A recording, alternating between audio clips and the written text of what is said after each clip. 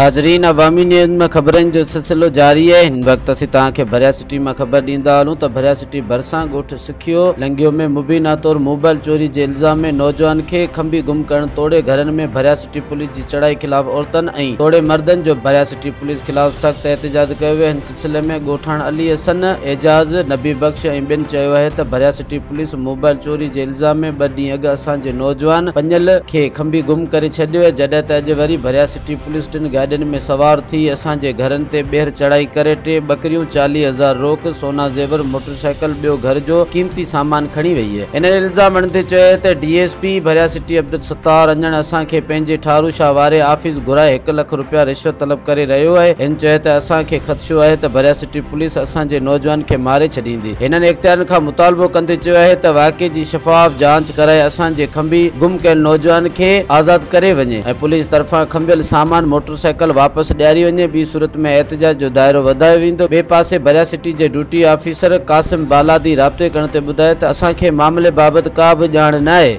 मज़ीद खबरों और तफसीलात के लिए विजिट करें हमारी वेबसाइट www.awamiNewsHD.com।